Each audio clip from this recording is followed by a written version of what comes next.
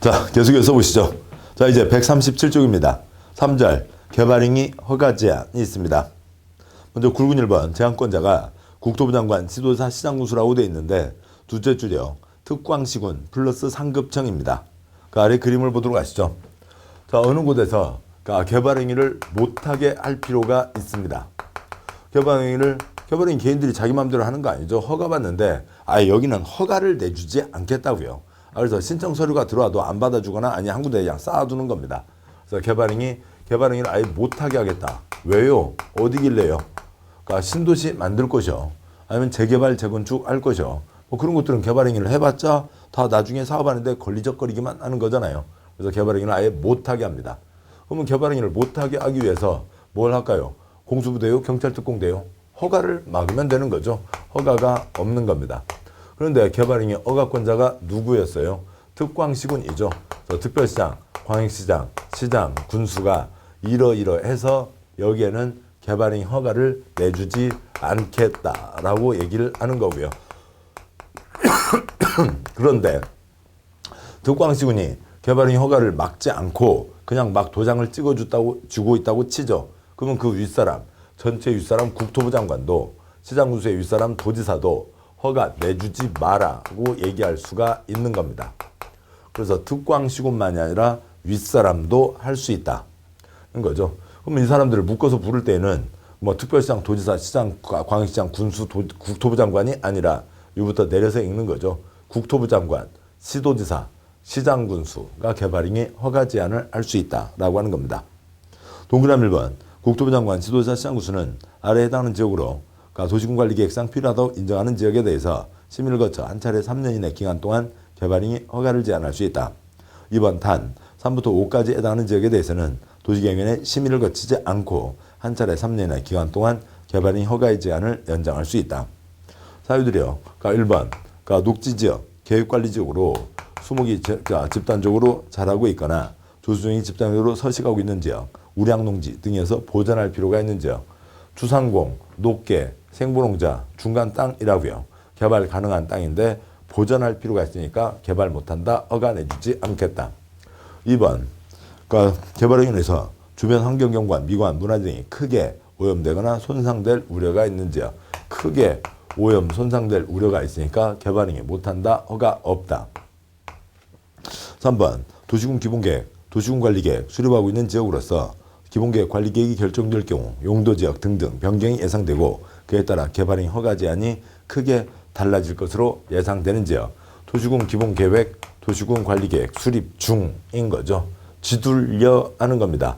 세계획 나올 때까지 지둘려, 세계획 나오면 그것에 맞춰서 개발하라. 그때까지는 개발행위 못한다는 거죠. 4번요. 지구단위계획구역으로 지정된 지역, 지구단위계획구역은 뭐 하자는 곳이에요? 지구단위계획 수립해야 되는 곳이죠. 역시 지둘려 하는 겁니다. 5번이요. 기반시설 부담구역. 그건 곧 보겠습니다만 기반시설이 모자라는 곳입니다. 개발하는데 기반시설 모자라면 안 되죠. 그래서 이 사항들에 대해서 개발행위 허가 제한을 할 수 있다. 어디에 대해서요? 높게, 크게, 끼끼끼끼인 거죠. 천천히 높게, 크게 더 복잡해집니다. 높게, 크게, 끼끼끼라고요. 높게, 크게, 끼끼끼끼 다 몇 년 이내요? 3년 이내이죠. 뭐 거쳐서요? 심의 거쳐서 허가 제한을 합니다. 자, 그런데 깨끼깨끼에 대해서는 2년 이내 허가 제한을 연장할 수 있는데 그때는 심의를 거치지 않는다고요. 특별한 일입니다. 자, 왜 그러냐면 계획 세우는데 3년? 아이고 어떻게 계획을 3년에 세워. 계획 5년은 걸리지. 그러니까 3년 세우려다가 안 된다고요. 그래서 계획 안 되겠네. 좀 더 해야지. 당연하지. 계획을 어떻게 3년에 세운대. 그러니까 5년은 걸리지. 당연하다고요. 관청 쪽에서 보면 당연하다고요. 심의를 따로 거칠 필요가 없는 겁니다. 자동적으로 이어지는 거죠. 그래서 높게 끼끼끼끼끼가 있는 겁니다. 자, 여기까지 보셨고 굵은 2번 다음 절차가 있는데요. 절차에서 동그라미 1번 개발행위 허가를 제한하는 자가 국토부 장관, 시도지사인 경우에는 도시계획위원회 심의 전에 미리 제한하는 지역을 관할하는 시장군수의 의견을 들어야 된다. 이쪽에서 위에서 도장을 뺏으려고 한다고요. 내주지 마라. 계속 도장을 찍어주고 있는 상황입니다. 너네들 뭐야? 막아야 될 거 아니야. 뭐야? 뭐 하고 있어? 왜? 왜 그렇다고? 의견을 들으라고요. 의견을 들어서 허가 제한을 한다라고 하는 거죠. 뭐 동그라미 2, 3, 4는 뭐 상식적인 수준입니다. 자, 여기까지 개발행위 허가 제한을 보셨고요. 연장 때 심의 거치지 않는다. 그게 특별한 거였고 대상 지역은 높게 크게 깨끼끼끼였습니다. 다음에요. 4절 개발행위에 따른 기반시설의 설치 항목이 있습니다. 개발행위에 따른 기반시설의 설치 개발과 환경과 시설은 한 세트로 가야 되는 거죠. 그것과 이어지는 내용입니다. 자, 어느 곳에 개발이 꾸준히 진행되고 있습니다. 그래서 개발을 해서 결국 건물이 들어서는 게 대부분이죠. 건물이 들어섰으니까 이용하는 사람들이 예전보다 훨씬 더 많아졌습니다. 그러니까 시설이 부족하게 되는 거죠. 시설이 부족하다는 게 도로가 갑자기 줄어드는 게 아니죠. 정해진 도로가 있고 차가 1시간에 10대 다니고 있었는데 갑자기 1시간에 500대가 넘게 다니게 돼서 차가 띠띠팡팡 막힌다고요. 요만한 수도 파이프가 있고 새 집에서 수도 파이프 물 쓰는데 아무 지장 없었는데 이제 갑자기 그 동네에 건물 50개가 들어서서 요 수도 파이프로는 수도물이 쫄쫄쫄 나오게 되는 거죠. 이게 시설이 부족한 겁니다. 그럼 불편하잖아요. 그럼 시설을 설치해야 됩니다. 설치해야 되는데 어느 곳은 시설 설치가 가능한 지역도 있고 어느 곳은 시설 설치가 곤란한 지역도 있습니다. 도대체 우리나라 땅 어디길래 시설 설치가 곤란한 거예요? 53가지 기반시설 중에 하나로 도로를 보죠.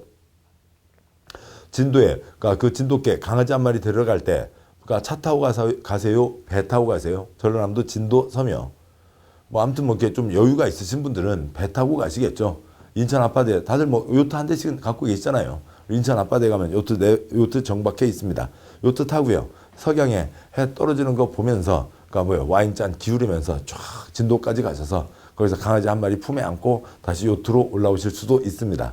그렇지만 어지간한 서민들은 그럴 수가 없죠. 그 차 막히는데도 아무튼 이 위쪽에서부터 경부고속도로 또 아니면 호남고속도로 아무튼 그쪽으로 해가지고 저 목포까지 가서 옆에 울tur목으로 해서 다리 있잖아요. 다리로 진도에 들어가서 강아지 한 마리 품에 안고 또 이제 차로 고생해서 오시게 됩니다. 바다에도 차가 다니는 거죠. 바다에다가도 다리를 놔서 차가 다닙니다. 설악산 가실 때 그 험준한 산 넘어갈 때 차 세워놓고 지게에다 짊어지고 넘어가세요. 다 터널로 뻥뻥 다니시잖아요. 깊은 산을 넘어갈 때도 차로 갈 수 있습니다. 도로가 있죠. 다음에요. 저 섬까지 갈 때도 도로를 통해서 차로 갈 수가 있습니다. 근데 도대체 우리나라 땅 어디길래 도로를 설치하기는커녕 도로를 확장하기도 어렵냐고요. 어디예요? 주상공인 거죠. 서울 종로요. 서울 강남역이요. 대부분 도시의 구시가지요. 거기 차가 꽉 막혀 있는 겁니다. 주상공 이미 주변에 건물이 꽉 차 있으니까 도로를 확장할 수가 없는 거죠. 그러면 여기 그리면 이제 다음과 같은 곳으로 보시죠. 도로가 있습니다. 근데 옆에 건물들이 가득 차 있다고요. 어쩌다 조그만 소고기 갈비집으로 한옥으로 해서 고기 장사하는 곳도 있고요. 건물이 가득 차 있습니다. 어쩌다 그 집 하나 있고요. 건물이 가득 차 있습니다. 도로를 확장할 수가 없는 거죠. 자, 이렇게가 되어 있습니다. 자, 그러면 여기에서 이렇게 이제 그 한식집에서 갈비 장사 하시고 있던 분이 나 이제 돈 벌었으니까 나도 이제 굴고 왜 한식집으로 하고 있었어요? 돈 없어서요. 한식집이 고기를 더 비싸게 파니까요. 한옥집이요. 왜 그러냐면은 그러면 콘크리트 빌딩 2층 가서 고기 구워 먹는 거하고 마당도 있고 정자도 있고 평상도 있고 하는 데서 고기 구워 먹으면 그 더 비싸게 내야 되잖아요. 그러니까 그 비싸게 받기 위해서 이제 한옥집을 계속 유지했던 겁니다. 뭐 이제 고기는 이제 그만두고 이제 상가 건물 지어서 임대 수입으로 편하게 사셔야 되겠다. 건물을 지으려고 합니다. 그런데 이분도 만약에 옆이 다 10층까지 허용되어 있고 10층까지 짓고 있는데 나도 10층까지 짓겠다. 나도 10층까지 짓겠다. 그러면 이제 이 동네가 완전 마비되는 거죠. 그래서 관청에서 정하는 겁니다. 여기서는 앞으로는 작게 지으라고요. 그러니까 작은 건물 있던 집 아니면 어찌고저찌고 건물 없던 집에 새로 거기도 똑같은 규모로 10층이 들어서면 동네가 완전 마비되는 거죠. 그래서 여기서는 앞으로 5층까지만 지어라. 그래서 겨우 이 도로 확장할 수도 없는 이 도로 겨우겨우 간당간당 이용하면서 살자라고 하는 거죠. 그럼 이분들 기분 좋아요? 안 좋아요? 안 좋죠. 옆은 10층인데 왜 나는 5층밖에 못 지어? 그러니까 그래서 기분 안 좋아합니다. 관청에서는 뭐라고 할 거고요? 늦었어. 일찍 오시든지. 그러니까 지금 와서 10층까지 짓겠다고 하면은 동네가 마비되는 거죠. 앞으로는 작게 지어라 라고 하는 겁니다. 그러니까 작게 지어라. 그러니까 건축물의 뚱뚱 날씬 뭘 낮추고요? 건폐율을 낮추고 건축물 높고 낮고 용적률을 낮춥니다. 용적률은 반까지 낮출 수가 있어요. 이 빨간 동그라미 동네는 개발할 수 있는 정도, 개발할 수 있는 밀도를 규제하겠다는 거죠. 개발 밀도, 그러니까 규제 구역입니다. 그런데 어느 곳에 개발 밀도 규제 구역을 때리겠다. 그러면 여기 이미 10층 다 찾아먹고 있는 사람들도 싫어하는 거죠. 무슨 규제? 요즘 규제 완화라며. 그러니까 규제 싫어. 다들 그러니까 이름을 뭐라고 한 거고요. 개발 밀도 관리 구역. 이 동네 개발 밀도를 관리하겠다. 관리가 좋은 거예요, 나쁜 거예요? 글쎄, 관리는 있어야지. 너 아파트 살잖아. 관리사무소 없으면 어떻게 한대? 관리는 있어야 되네. 관리하라고 그래요. 네, 성공했습니다. 그러니까 눈 가리고 아웅. 그러니까 이름 그 핵심적인 내용을 숨긴 거죠. 개발밀도 관리구역 뭐부터 시작했어요? 개발부터 시작을 했죠. 개발행 허가권자가 특광시군이었고 개발밀도 관리구역 특별시장, 광역시장, 시장 군수가 지정을 합니다. 자, 어느 곳은 기반시설 설치가 가능한 곳이 있습니다. 보시죠. 그러니까 논두렁, 밭두렁, 조그만 길이 있고요. 그러니까 기와집 한 채, 초가집 두 채, 두 집이 살고 있었습니다. 자, 그런데 거기에 갑자기 건축 허가 신청이 물밀듯 들어오고 있어요. 그러니까 왜요? 주변에 전철이 나나 보죠. 주변에 대기업 연구소가 들어오는 모양입니다. 근데 그냥 건축법만 놓고 기둥 두께 탄탄하면 허가, 건물 다 들어서면 이 동네 완전 마비된 동네가 되잖아요. 관청에서 생각을 하고 사셔야죠. 공무원들이 그 지역 전체에 대한 생각을 하셔야 되는 겁니다. 그래서 건축 허가 신청이 들어오겠다. 그다음에 여기에 건물들이 막 들어설 가능성이 크다라고 판단하면 건물 가득 차기 전에 미리미리 준비를 하셔야 되는 거죠. 허가 신청이 들어오고 있거나 아니면 그러니까 그런 조짐이 보이면 그러니까 미리 여기에 건물이 다 들어설 건데 2차로 갖고는 안 되잖아요. 큰 도로를 확보하고요. 공원 땅도 준비해 놓고요. 그러니까 그리고 준비를 해줘야 되는 겁니다. 그럼 여기에 기와집 있었고 여기에 초가집 있었는데 이 정도 미리 확보를 해두면 여기에 건물들이 들어서고 들어서도 다 소화할 수가 있게 되는 거죠. 자, 그래서 이런 식으로 미리미리 준비를 하자라고 하는 것을 정하는 겁니다. 그래서 이렇게 준비를 하면 도움이 되죠. 그런데 여기에 들어서는 이 도로나 공원들 시설이 다 공적인 시설이잖아요. 공적 시설이니까 공적 자금, 물론 시설 사업의 원칙은 사업 비용은 시행자가 부담하는 게 원칙이지만 예외 규정에서 우리 공적 자금 엄청나게 지원되는 겁니다. 이건 잘못됐잖아요. 지금 여기 도로를 왜 만들어야 돼요? 이 건물 짓는 사람들이 때문에요. 이 사람들은 건물 짓고 분양, 임대, 떼돈 벌어 나가는데 우리는 열심히 세금 내서 도로 갖다 바쳐야 되고 이 사람들은 그야말로 무임승차를 하는 거죠. 안 된다고요. 건물 짓는 사람들에게 돈 내놔라 라고 하는 거죠. 그러니까 무슨 돈이요? 불이웃 돕기 돈이 아니라 이 도로 만들고 공원 만들고 시설 만드는데 필요한 돈을 내라. 시행자가 부담하고 공적 자금 들어가는 게 기본이니까 저 사람들에게도 일부를 부담시키겠다. 노란 동그라미를 정해서 거기에서는 건축하는 사람들에게 그러니까 기반시설 설치 비용을 부담시키겠다라고 하는 기반시설 설치 비용 부담구역을 지정을 하는 겁니다. 그런데 기반시설 설치 비용 부담구역 이름이 너무 길어서 부담스럽죠. 그래서 네 글자를 빼서 기반시설 부담구역이라고 합니다. 역시 뭐부터 시작했어요? 개발부터 시작했죠. 그래서 누가 지정을 하고요? 특광시군이 지정을 하는 겁니다. 두 구역 다 특광시군이 지정하죠. 그러면 어느 정도 건축업자에게요. 그러니까 200제곱미터를 초과하는 신축, 증축하는 건축업자들에게 돈을 걷는 겁니다. 그 돈을 걷어서 그 돈 갖고 기반시설을 설치해야 되죠. 불이웃돕기 쓰는 게 아니라 그 돈으로 기반시설을 설치해야 됩니다. 기반시설 53가지가 있죠. 그러면 여기에 그러니까 동네가 좀 새로 크게 개발이 되고 있는 곳이고 또 돈까지 생겼으니까 53가지 아무거나 설치할까요? 그건 아니잖아요. 설마 무슨 뭐 1박 2일 무한 도전 그런 거 보면 큰 원판이 있잖아요. 위에 이제 딱 뭐 하나 작대기 걸려 있습니다. 53까지 써놓고요. 원판을 돌린다고요.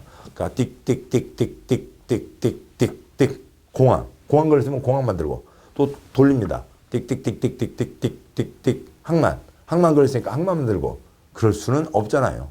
이 동네에 필요한 기반시설을 설치해야 되죠. 그러면 이 동네에 어떤 기반시설이 필요한지 생각 좀 하고 살으라고요. 이 동네에는 어떤 기반시설을 설치해야 되는지에 대해서 생각 좀 하고 살으라고요. 설치했다고요? 설치할지에 대해서요. 설치할지에 대해서 생각을 하고 그것에 맞춰서 그 돈 갖고 알뜰살뜰 기반시설을 설치하라는 거죠. 뭐 당연히 이걸 뭐라고 부르겠어요? 기반시설 설치 계획이라고 부르는 거죠. 여기서부터 여기까지 몇 년 안에 기반시설 설치 계획을 세우라고요. 1년 안에 기반시설 설치 계획을 세워라 라고 하는 게 있는 겁니다. 자, 여기까지가 핵심 사항이고 그 다음에 이제 지문으로 보도록 하시죠. 굵은 1번 개발밀도관리구역 1-1번 동그라미 1번 개발밀도관리구역이란 개발로 인해서 기반시설이 부족할 것으로 예상되나 기반시설을 설치하기 곤란한 지역을 대상으로 건폐율 용적률을 강화하여 적용하기 위하여 지정하는 구역을 말한다. 특별시장, 광역시장, 시장 군수는 주거, 상업, 공업지역에서 개발 행위로 인해서 기반시설, 도시공개시설, 처리공급 수용능이 부족할 것으로 예상되는 지역 중 기반시설의 설치가 곤란한 지역을 개발밀도관리구역으로 지정할 수 있다. 구역이지만 용도구역 아니고 도시군관리구역하고 전혀 관계가 없죠. 개발행위 허가제에 걸리는 사항입니다. 동그라미 2번 득광시구는 둘째 줄 건폐율 용적률을 강화하여 적용한다.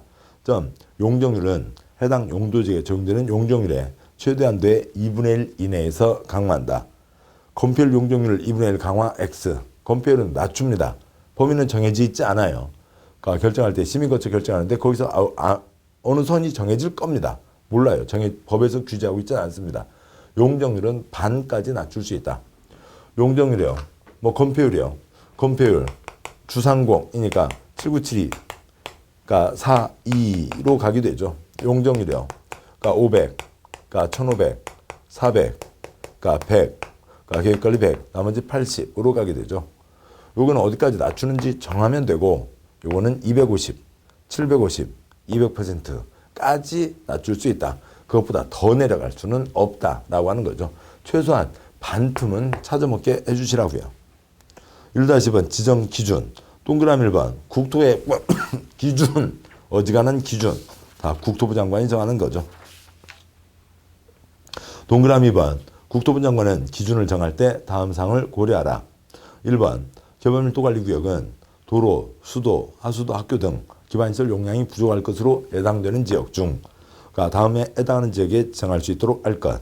가번 해당 지역 도로 서비스 매우 낮아 차량 통행이 현저하게 지체되는 지역. 차가 띠띠빵빵 막힌다고요.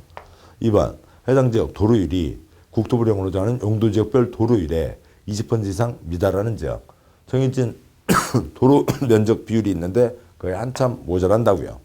다번 향후 2년 이내에 해당 지역 수도에 대한 수요량이 수도시설, 시설 용량을 초과할 것으로 예상되는 지역, 수돗물이 쫄쫄쫄 나온다고요. 다번 향후 2년 이내에 하수 발생량이 하수시설, 시설 용량을 초과할 것으로 예상되는 지역, 하수가 콸콸콸 넘치게 걱정된다고요. 넘칠 것 같아서 걱정된다고요. 마번 향후 2년 이내에 해당 지역 학생 수가 학교 수용 능력 20% 이상 초과할 것으로 예상되는 지역, 콩나물 교실이 걱정된다고요. 됐습니다. 그냥 시설이 부족해서 설치하기 곤란한 거죠. 몇 년요? 2년요. 몇 퍼센트요? 20%가 있습니다. 1-3번 지정 절차. 득광시구는 개발밀도관리구역 지정 변경하려면 다음 사항을 포함해서 도시계획위원회의 심의를 거쳐야 된다. 어지간한 결정 다 심의 거쳐서 결정하는 거죠. 동그라미 2번 생략합니다. 다음 쪽이요. 141쪽에 2번 기반시설 부담구역이 있습니다. 2-1번 기반시설 부담구역이란 개발밀도관리구역 외지역이죠. 여기는 곤란, 여기는 가능이니까 중복될 수가 없습니다.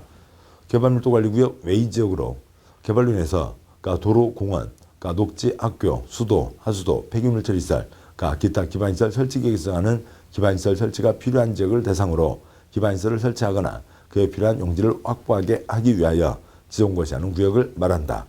이러저러한 여러 가지 시설들이 필요한 겁니다. 먼저 유학교에 대학교 등 고등교육법 학교는 제외된다. 아무튼 이러저러한 시설을 설치하지 않은 건데 거기에 뭐 꼭 들어가야 되는 시설이 아닌 것은 대학교 그거 골라내는 거 그런 문제가 나온 적이 있습니다. 뭐 대학교를 집어넣자는 건 아니죠. 사람 사는데 기본적인 것들이요. 도로, 수도, 하수도, 공원, 녹지, 학교, 폐기물 처리시설 등등입니다. 글자 따서 외우는 건 아니겠죠. 2-10번 지정 대상. 그러면 어느 곳에 지정하냐고요. 동그라미 1번. 득광시구는 다음 지역에 대해서는 기반시설 부담기구로 지정해야 된다. 작은 1번. 이 법 다른 법령의 제정 개정으로 행위제한이 완화되거나 해제되는 지역. 행위제한이 완화되거나 해제된다. 개발로 가는 땅이죠. 작은 2번. 이 법 다른 법령에 따라 지정된 용도지역이 변경되거나 해제되어 행위제한이 완화되는 지역. 개발로 가는 땅이죠. 3번에 3-1번. 해당 지역의 전년도 개발행위 허가 건수가 전전년도 개발행위 허가 건수보다 20% 이상 증가한 지역. 개발이 1.2배 늘어나고 있다고요. 여기보다 여기가 개발가는 곳이죠. 3-2번. 해당 지역의 전년도 인구 증가율이 그 지역이 속하는 특별시, 광역시, 특특시군 전년도 평균 인구 증가율보다 20% 이상 높은 지역. 사람이 많이 몰린다고요. 인구 증가율은 그 자체가 퍼센트죠. 그것보다 20% 이상 높은 거니까 여기는 1.2배가 아니라 플러스 20%를 얘기합니다. 사람 몰리면 지정해야 된다는 거죠. 3-1번이요. 어느 A시 전체로 봤을 때 어느 구역에서 A시 전체가 4개의 구역이 있다고 치자고요. 자, 그런데 어느 곳은 1000건에서 1190건. 1.2배가 안 되죠. 지정할 수가 없습니다. 100건에서 121건. 1.2배가 됐죠. 지정해야 되는 겁니다. 3-2요. B시의 지역 평균 인구 증가율이 10%입니다. 그러면 네 번째 구역 25% 지정할 수 있다고요? 없다고요? 없다고요. 플러스 15%밖에 안 되잖아요. 그러니까 여기 숫자가 25%가 아니라 지역 평균보다 플러스 20% 이상인 지역이니까 지역 평균이 10%인데 25%인 지역은 플러스 15밖에 안 되니까 지정할 수가 없습니다. 30%나 31% 되는 곳에 지정해야 된다는 거죠. 사람들이 갑자기 그렇게 늘어나요? 그 동네 세댁들이 결의를 냈나요? 대한민국 발전을 위해서 우리 열심히 아이들을 낳자. 그게 아니라 새 주거단지가 만들어지고 사람들이 많이 주민으로 이전해 온다는 그런 얘기일 겁니다. 자, 그래서 결론이 뭐였고요? 개발 몰리고 사람 몰리면 지정해야 된다. 몇 배요? 그러니까 20%, 숫자 20%였죠. 2-3번 지정 기준. 동그라미 1번. 기준은 국토부 장관이 정한다. 동그라미 2번. 작은 1번. 기반시설 부담구역은 기반시설이 적절하게 배치될 수 있는 규모로 최소 10만 제곱미터 이상 규모가 되도록 지정할 것. 작은 2번. 소규모 개발행위가 연접하에 시행될 것으로 예상되는 지역의 경우에는 하나의 단위구역으로 묶어서 기반시설 부담구역을 지정할 것. 어디 만제곱미터짜리 지정해 놓으면 축구장 하나요. 차 들어갔다 나왔다 더 복잡합니다. 그러니까 안 되는 거죠. 덩어리가 10만 이상은 돼야 되고 어디에 12만 좀 떨어져서 13만 좀 떨어져서 15만 할 것 같으면 그냥 크게 50만 하나로 지정을 하라는 얘기입니다. 2-3번 지정 절차요. 공람 거치고 심의 거쳐서 지정 고시하게 됩니다. 득광시구는 기반시설 부담구역을 지정하려면 주민의 의견을 들어야 하며 도시계획위원회는 심의를 거쳐 이를 고시해야 한다. 여기도 심의 거쳐 지정 똑같죠. 재산권에 영향 미치니까 주민의견 청취 있고요. 여기도 재산권에 영향은 미치죠. 그렇지만 얘는 좀 오래된 제도에서 주민의견 청취가 안 써져 있을 뿐입니다. 2-5번 기반시설 부담구역은 개발 몰리고 사람 몰리면 지정해야 되는 거죠. 자동방으로 지정을 해야 되는 겁니다. 그로부터 1년 안에 돈 걷기 시작했잖아요. 그 돈 갖고 어떤 기반시설을 설치할지에 대한 계획을 세우라고요. 동그라미 1번 득광시구는 기반시설 부담구역이 지정되면 기반시설 부담구역을 지정한 후 1년 내에 어떤 기반시설을 설치할지에 대한 계획, 즉 기반시설 설치 계획을 수립하여야 하며 이를 도시군관리계획에 반영하여야 한다. 동그라미 2번 득광시구는 기반시설 설치 계획을 수립할 때는 다음 내용을 포함해서 수립하여야 한다. 작은 1번 설치가 필요한 기반시설의 종류, 위치, 규모. 작은 2번 기반시설의 설치 우선순위, 단계별 설치 계획 등등이 들어갑니다.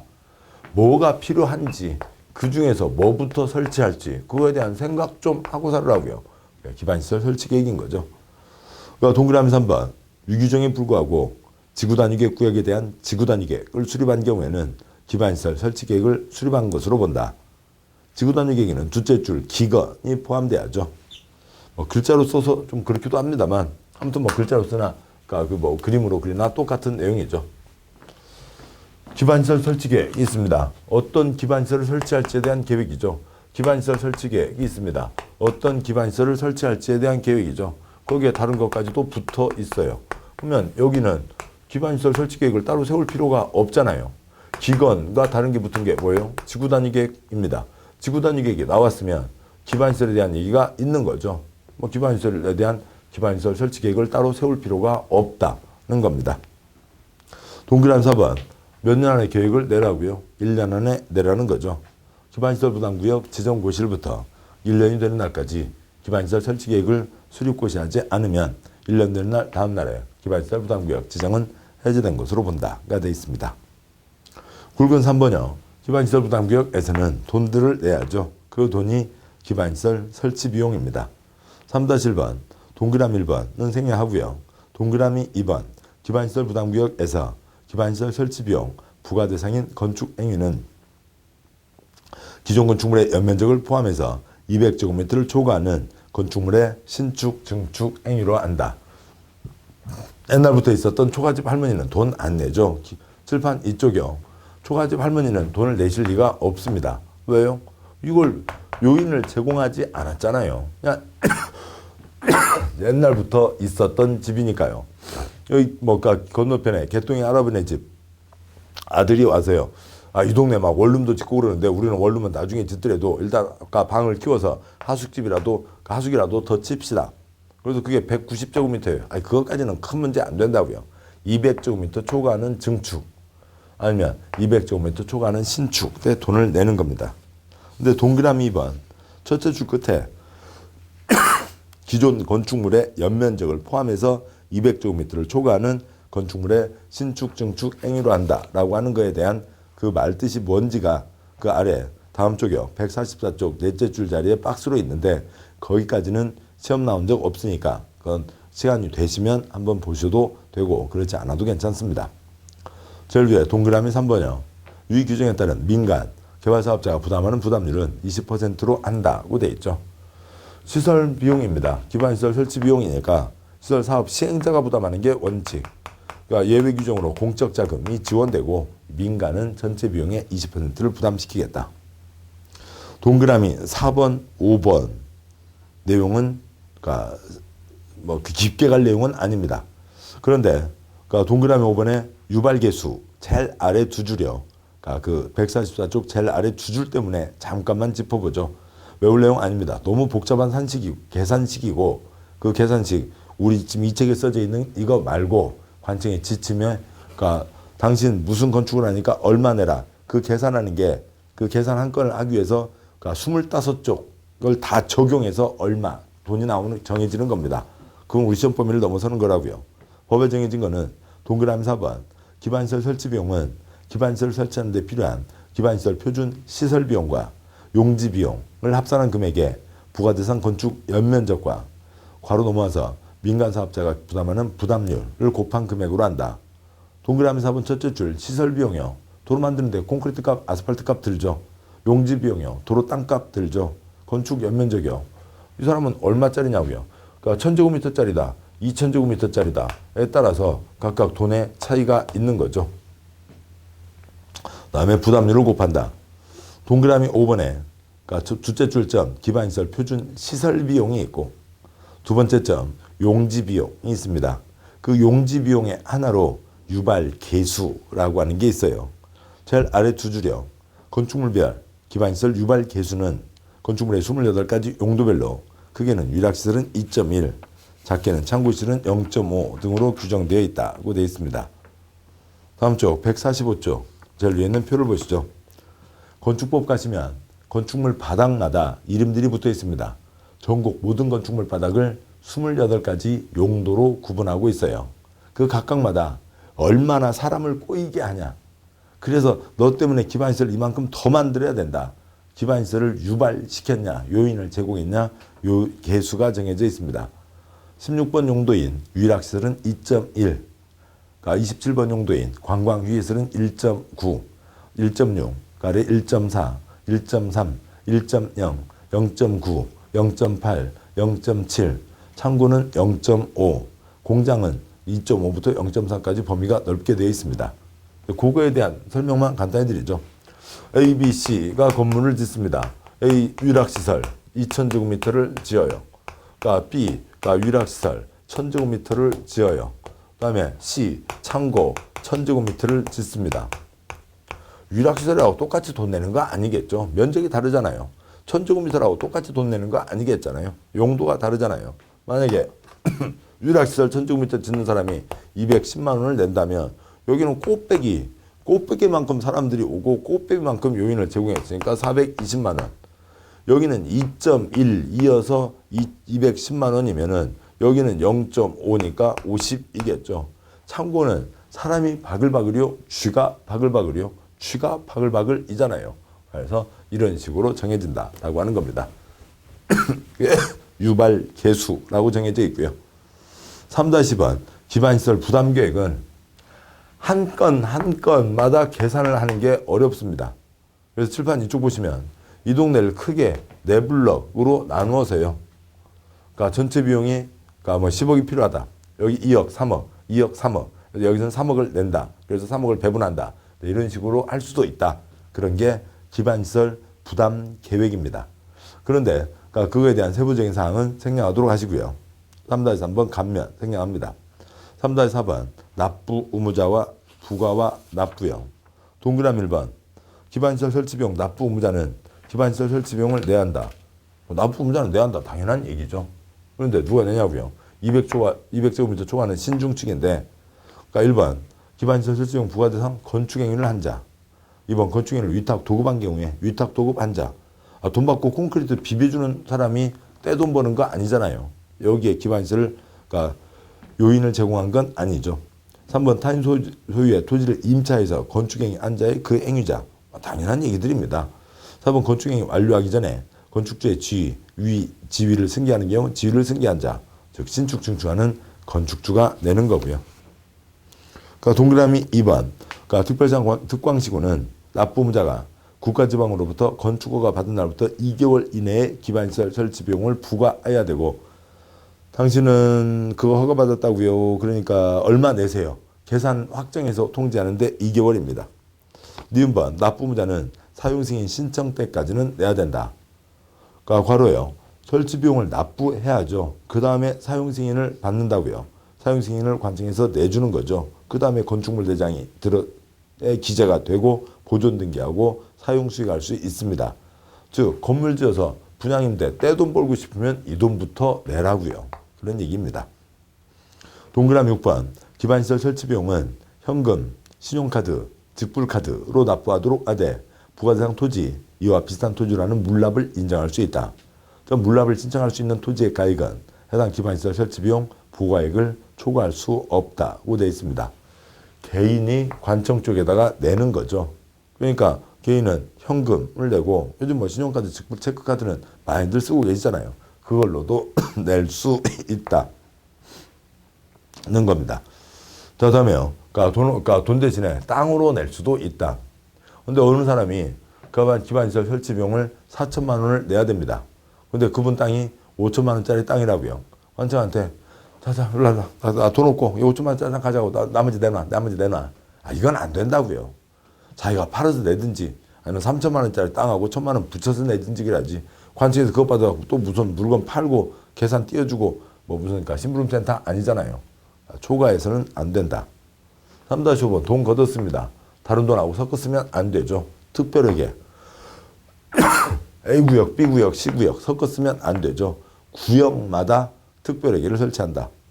동그라미 1번 특광시구는 기반시설 설치비용 관리 운영을 위해서 기반시설 부담 구역별로 특별회계를 설치하고 필요한 사항은 조례로 정한다 라고 되어 있습니다.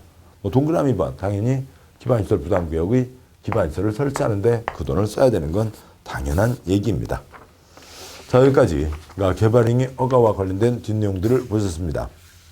그러니까 개발행위 허가 제한은 윗사람도 허가 제한을 뗄 수 있죠.